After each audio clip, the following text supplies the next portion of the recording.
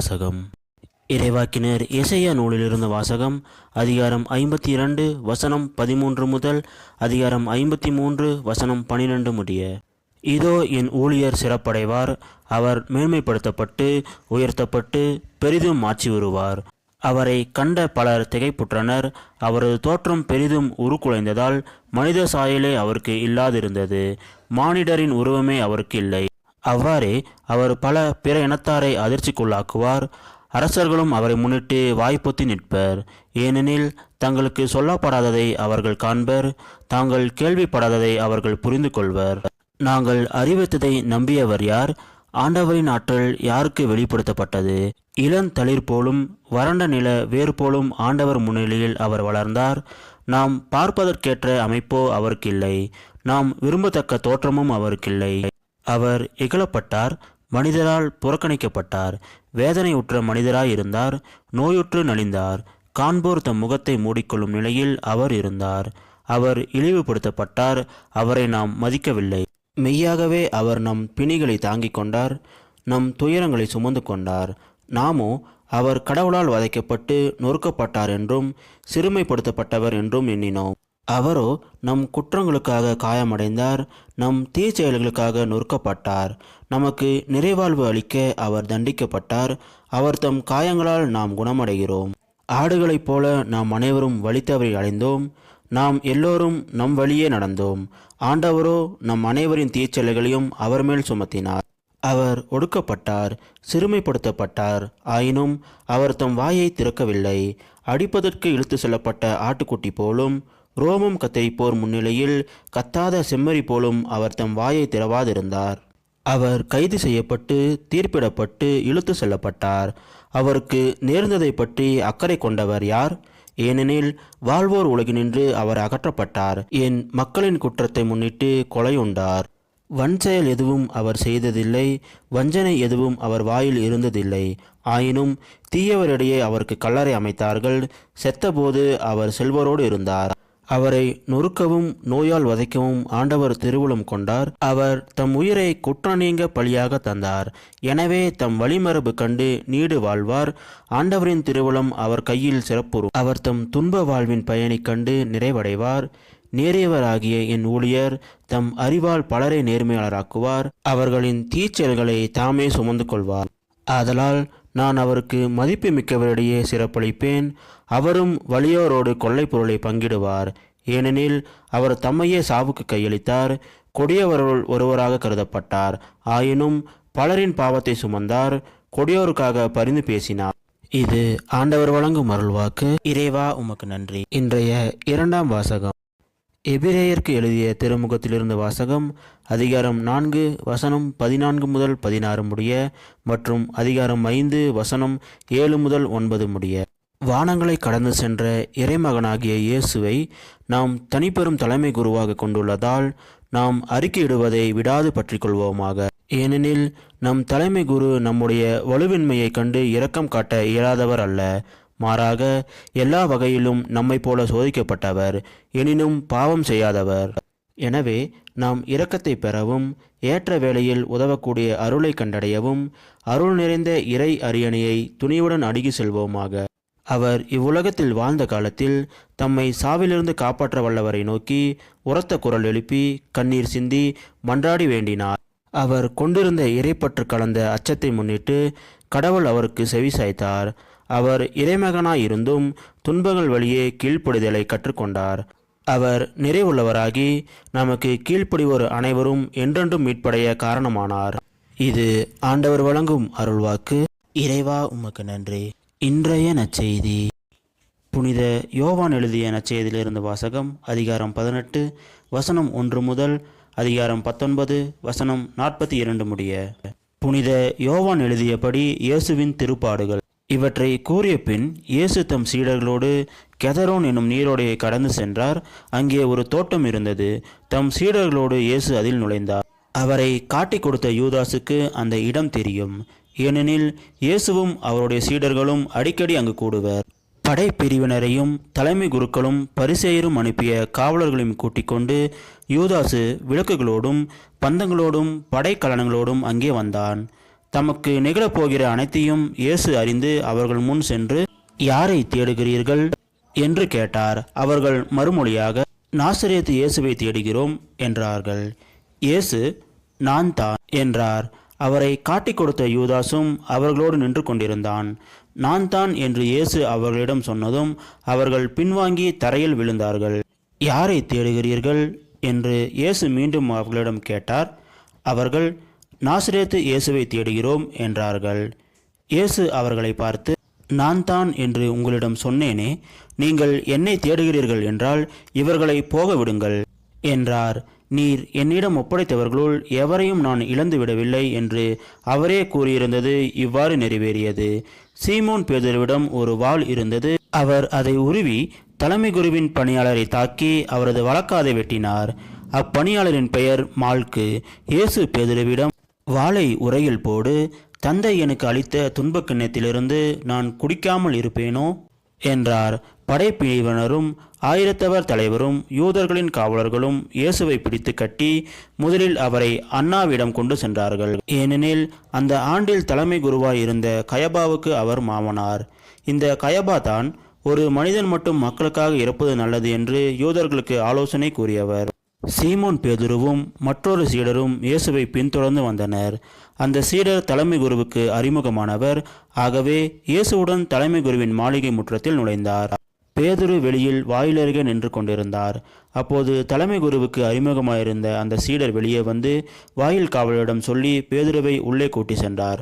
வாயில் காவல் செய்த அப்பணிப்பெண் பேதுருவிடம், நீயும் அம்மனிதனுடைய சீடருள் ஒருவர் தானே என்று கேட்டார். பேதுரு, இல்லை என்றார்.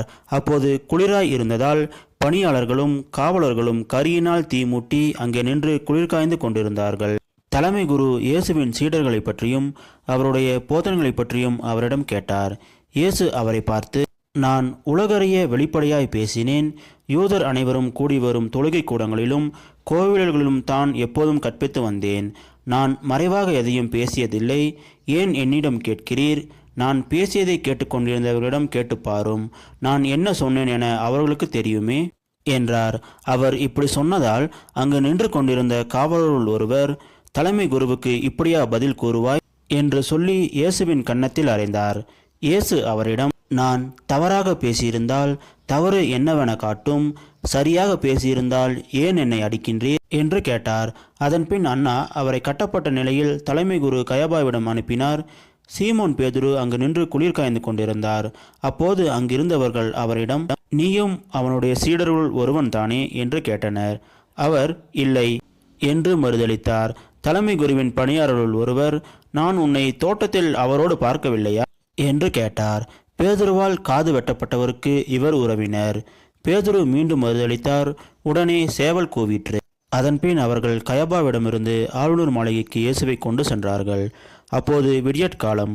பாஸ்கா உணவை உண்ணும் முன் தீட்டுப்படாமல் இருக்க ஆளுநர் மாளிகையில் அவர்கள் நுழையவில்லை. எனவே பிலாத்து வெளியே அவர்களிடம் வந்து, நீங்கள் இந்த ஆளுக்கு எதிராக கூறும் குற்றச்சாட்டு என்ன என்று கேட்டார். அதற்கு அவர்கள், இவன் குற்றம் செய்யாதிருந்தால் இவனை நாங்கள் உம்மிடம் ஒப்புவித்திருக்க மாட்டோம் என்றார்கள். பிலாத்து அவர்களிடம், நீங்கள் இவனை கொண்டு போய் உங்கள் சட்டப்படி இவனுக்கு தீர்ப்பு வழங்குங்கள் என்றார். யூதர்கள் அவரிடம், சட்டப்படி நாங்கள் யாருக்கும் மரண தண்டனை விதிக்க முடியாது என்றார்கள். இவ்வாறு தாம் எப்படிப்பட்ட சாவுக்கு உட்பட போகிறார் என்பதை குறிப்பிட்டு இயேசு கூறியிருந்ததை நிறைவேற செய்தார்கள். பிலாத்து மீண்டும் ஆளுநர் மாளிகைக்குள் சென்று இயேசுவை கூப்பிட்டு அவரிடம், நீ யூதரின் அரசனா என்று கேட்டான். இயேசு மறுமொழியாக, நீராக இதை கேட்கிறீரா அல்லது மற்றவர்கள் என்னை பற்றி உம்மிடம் சொன்னதை வைத்து கேட்கிறீரா என்று கேட்டார். அதற்கு பிலாத்து, நான் ஒரு யூதனா என்ன? உன் இனத்தவரும் தலைமை குருக்களும் தானே உன்னை என்னிடம் ஒப்புவித்தார்கள். நீ என்ன செய்தாய் என்று கேட்டான். இயேசு மறுமொழியாக, எனது ஆட்சி இவ்வுலக ஆட்சி போன்றது அல்ல. அது இவ்வுலக ஆட்சி போன்றதாய் இருந்திருந்தால் நான் யூதர்களிடம் காட்டிக் கொடுக்கப்படாதவாறு என் காவலர்கள் போராடி இருப்பார்கள். ஆனால் என் ஆட்சி இவ்வுலக ஆட்சி போன்றது அல்ல என்றார். பிலாத்து அவரிடம், அப்படியானால் நீ அரசன் தானோ என்று கேட்டான். அதற்கு இயேசு, அரசன் என்று நீர் சொல்கிறீர். உண்மையை எடுத்துரைப்பதே என் பணி. இதற்காகவே நான் பிறந்தேன். இதற்காகவே உலகுக்கு வந்தேன். உண்மையை சார்ந்தவர் அனைவரும் என் குரலுக்கு செவிசாய்க்கின்றனர் என்றார். பிலாத்து அவரிடம், உண்மையா, அது என்ன என்று கேட்டார். அப்படி கேட்டபின் பிலாத்து மீண்டும் யூதரிடம் சென்று, இவனிடம் நான் குற்றம் ஒன்றும் காணவில்லையே என்றான். மேலும், பாஸ்கா விழாவின் போது உங்கள் விருப்பப்படி ஒரு கைதியை விடுதலை செய்யும் வழக்கம் உண்டே, யூதரின் அரசனாகிய இவனை நான் விடுதலை செய்யட்டுமா? உங்கள் விருப்பம் என்ன என்று கேட்டான். அதற்கு அவர்கள், இவன் வேண்டாம், பரபாவை விடுதலை செய்யும் என்று மீண்டும் கத்தினார்கள். அந்த பரபா ஒரு கள்வன். பின் பிலாத்து இயேசுவை சாட்டையால் அடிக்க செய்தான். வீரர்கள் ஒரு முள்முடி பின்னி அவர் தலையின் மேல் வைத்து செந்நிற மேலுடையை அவருக்கு அணிவித்தார்கள். அவரிடம் வந்து, யூதரின் அரசே வாழ்க என்று சொல்லி அவருடைய கன்னத்தில் அறைந்தார்கள்.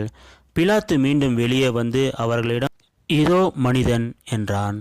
அவரை கண்டதும் தலைமை குருக்களும் காவலர்களும், சிலுவையில் அறையும், சிலுவையில் அறையும் என்று கத்தினார்கள்.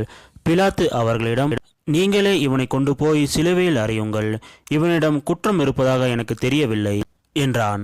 யூதர்கள் அவரை பார்த்து, எங்களுக்கு ஒரு சட்டம் உண்டு, அச்சட்டத்தின்படி இவன் சாக வேண்டும், ஏனெனில் இவன் தன்னையே இறைமகன் என உரிமை கொண்டாடுகிறான் என்றனர். பிலாத்து இதை கேட்டதும் இன்னும் மிகுதியாய் அஞ்சினான். அவன் மீண்டும் ஆளுநர் மாளிகைக்கு சென்று இயேசுவிடம், நீ எங்கிருந்து வந்தவர் என்று கேட்டான். ஆனால் இயேசு அவனுக்கு பதில் கூறவில்லை. அப்போது பிலாத்து, என்னோடு பேச மாட்டாயா? உன்னை விடுதலை செய்யவும் எனக்கு அதிகாரம் உண்டு, உன்னை சிலுவையில் அறையும் எனக்கு அதிகாரம் உண்டு என்பது உனக்கு தெரியாதா என்றான். இயேசு மறுமொழியாக, மேலிருந்து அருளப்படாவிடில் உனக்கு என்மேல் எந்த அதிகாரமும் இராது. ஆகவே என்னை உம்மிடம் ஒப்புவித்தவன்தான் பெரும் பாவம் செய்தவன் என்றார். அது முதல் பிலாத்து அவரை விடுவிக்க வழி தேடினான்.